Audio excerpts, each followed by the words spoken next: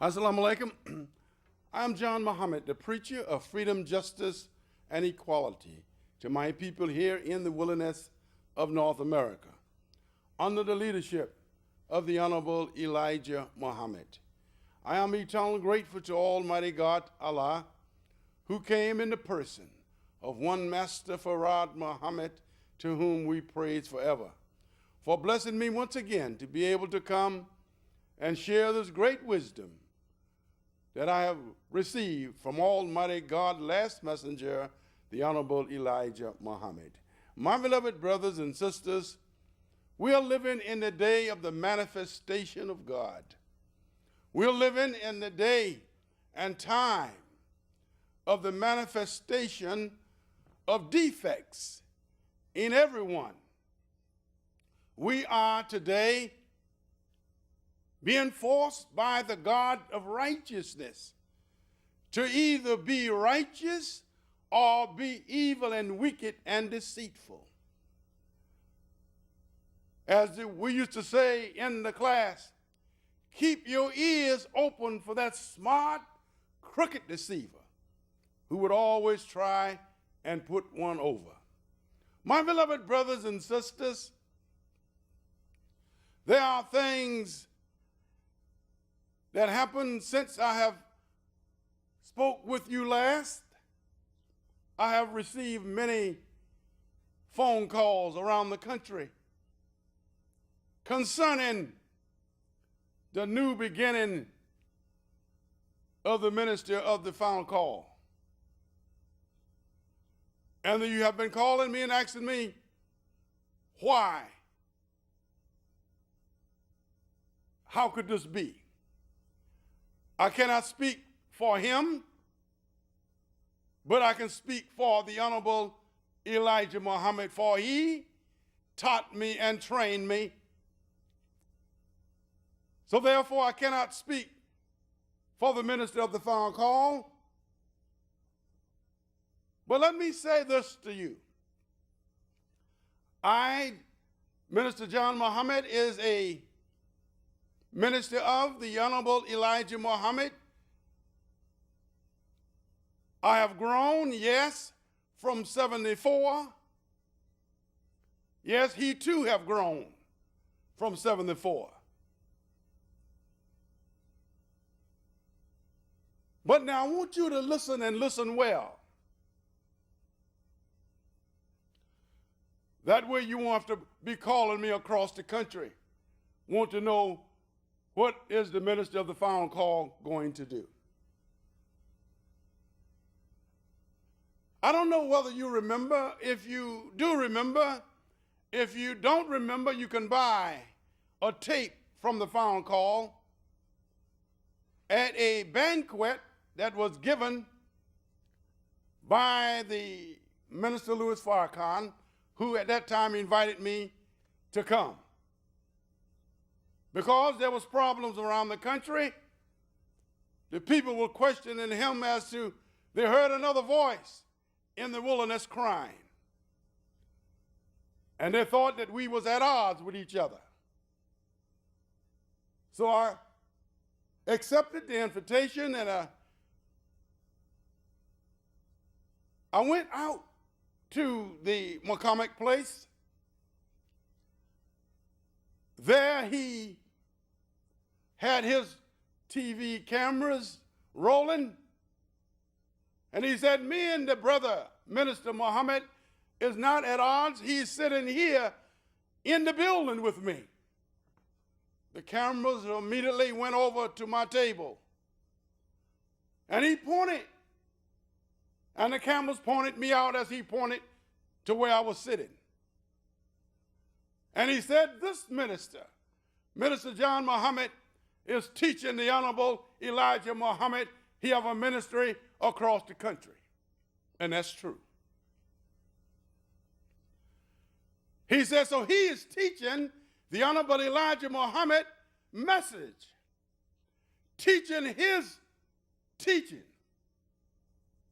He pointed that out to you.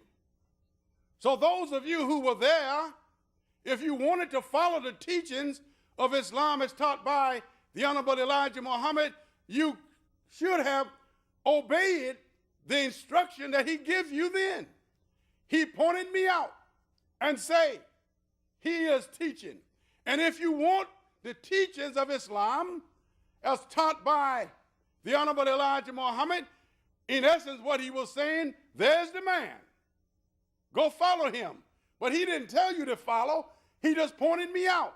If your heart is with the Honorable Elijah Muhammad, you should have said to yourself, well, I'm going with the man who is standing with the Honorable Elijah Muhammad and the God that he represents to us. But you didn't do that. You stayed. So when your minister made a detour,